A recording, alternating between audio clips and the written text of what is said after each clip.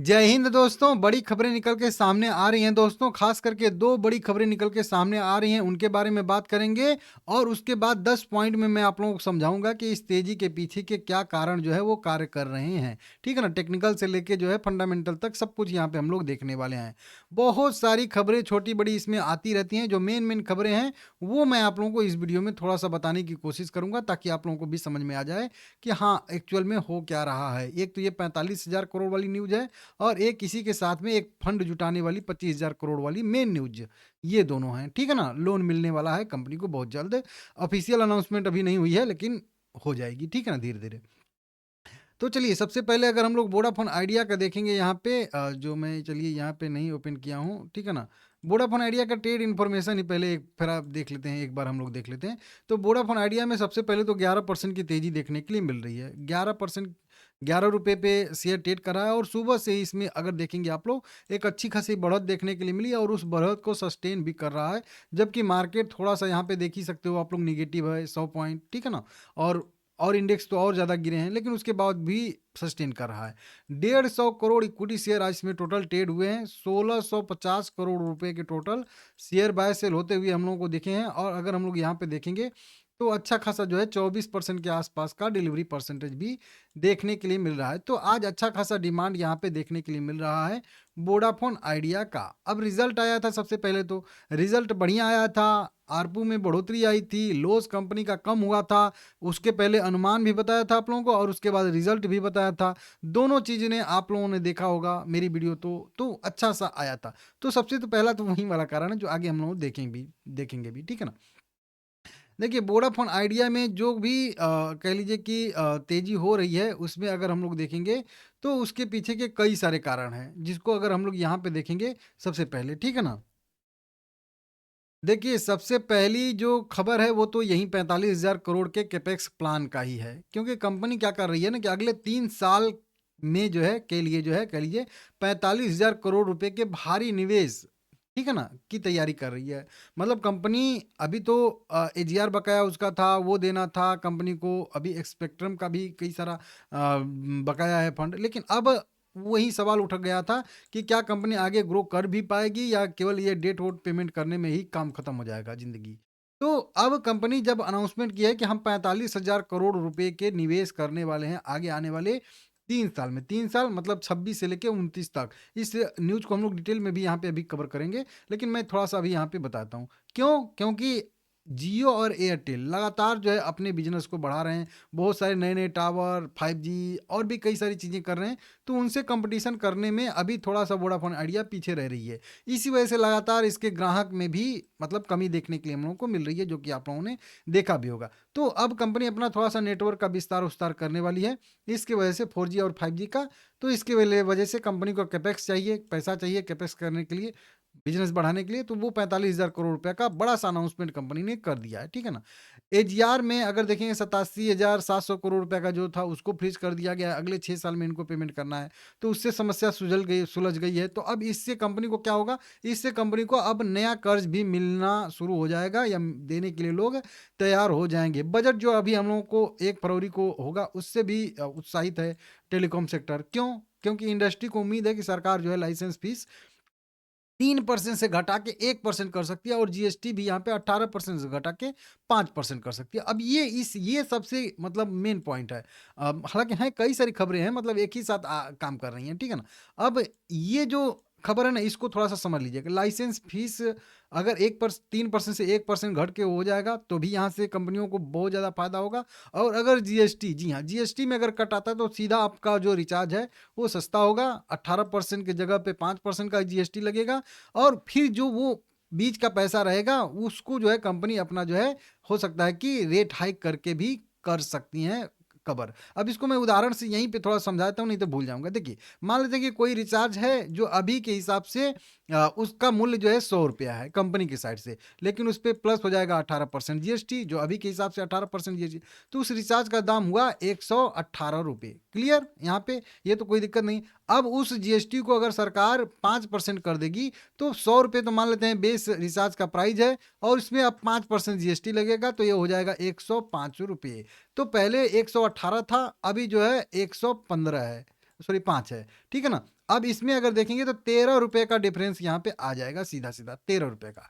अब ये 13 रुपए का आ जाएगा 1-2 महीने, 4 महीने, 6 महीने रहेगा, कोई बात नहीं है। लेकिन बाद में कंपनियाँ क्या करेंगी कि वो 13 रुपया अपना जो है रेट हाइक कर लेंगी, जो टैरिफ बढ़ा लेंगी, ठीक है ना?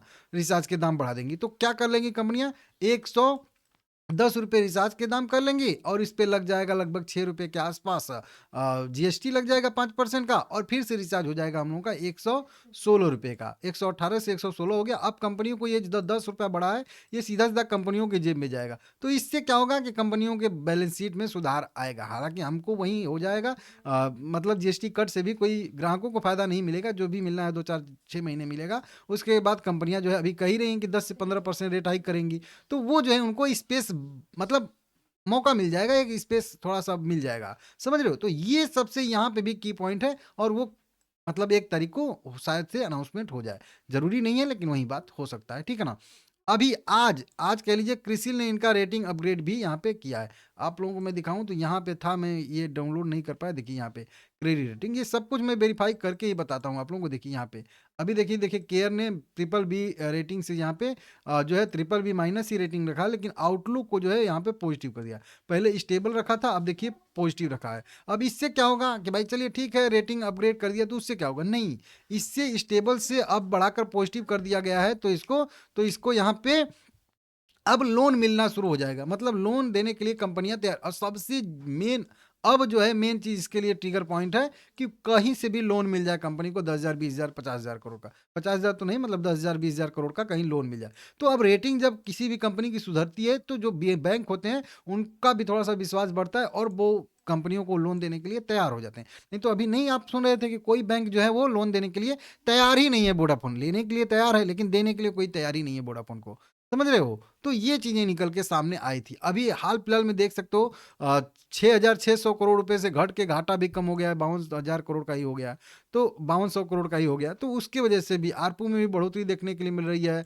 187 पे चला जा चुका है, जबकि अनुमान कितना था मार्केट का कि 79 के आसपास, 69 के आसपास तक का यहाँ पे था कि इस तरीके से आरपू आएगा। लेकिन अभी 79 मेरे हिसाब से था। लेकिन अब देखिए 86 हो गया है आरपू। तो आरपू में भी उम्मीद से ज़्यादा बढ़ोतरी देखने के लिए मिल रही है। तो इसकी वजह से जो है यहाँ पे तेज़ी देखने के लिए हम लोगों को मिल रही है। बाकी वो एफएनओ का बता रहे हैं शॉर्ट कवरिंग ववरिंग हो रही है, तो वो चीज़ अलग है, ठीक है ना? इन तरह की कई सारी खबरों की वजह से वोडाफ़ोन आइडिया में यहाँ पे देखिए 45,000 करोड़ वाली खबर है ना? तो वही वाली है। तो ये जो कंपनी 45,000 करोड़ का मतलब कह रही है, ट्रिगर यही मतलब है, ट्रिगर पॉइंट, ठीक है ना इसका?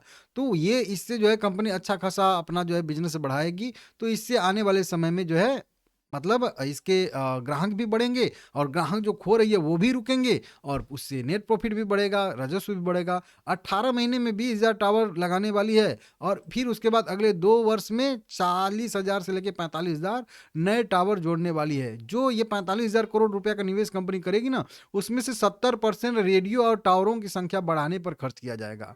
समझ रहे हो आप लोग? 70%, मतलब समझ सकते हो आप लोग। इस तरीके से मतलब इसमें से लगभग मान के चलिए कि 30,000 करोड़ रुपए के आसपास जो है वो केवल टावर-ओवर लगाने पे कंपनी फ़ोकस करेगी। समझ रहे हो? और प्राथमिक जो 17 सर्किल हैं उसमें 5G के लिए भी और 4G के लिए भी।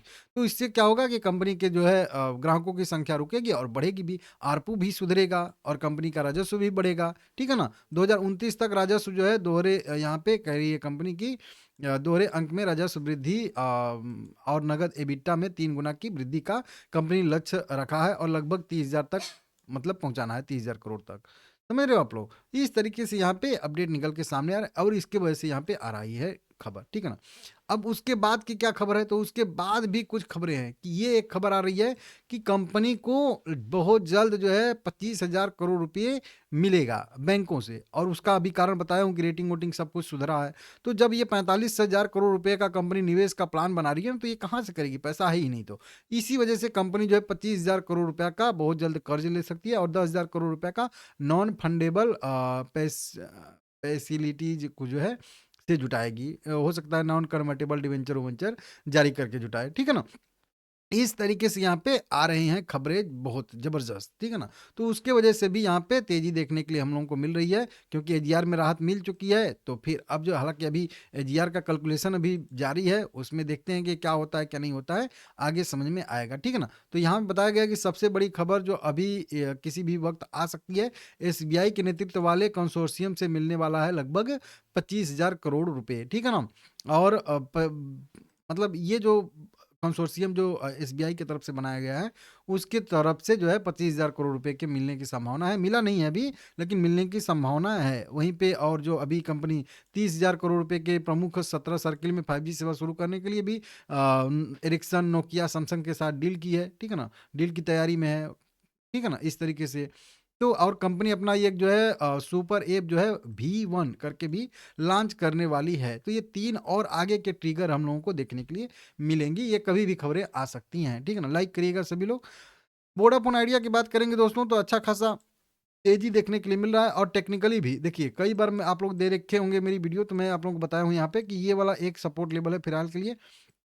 ऊपर रेजिस्टेंस पे गया था, नीचे सपोर्ट पे आया, और फिर यहाँ से एक अच्छी रिकवरी देखने के लिए मिल रही है। हालाँकि ये एक केवल पुलबैक ही इसको हम मान सकते हैं, क्योंकि यहाँ से फिर से अभी भी जो है यहाँ पे थोड़ा-सा साइडवेज हो सकता है, और मतलब नीचे आ सकता है, ऐसी संभावना यहाँ पे रहेगा, ठीक है ना? जब तक 12 और 13 का रेंज फाइनली ब्रेक करे ना करे, तब तक बड़ी रिकवरी की संभावना नहीं बनेगी। इसके बीच में भले ही 11% की तेज़ी हो जाए, लोग देख के कहेंगे बहुत बढ़िया तेज़ी है, लेकिन मेन तेज़ी होगी 12 के ऊपर ही, ठीक है ना? ध्यान दीजिएगा।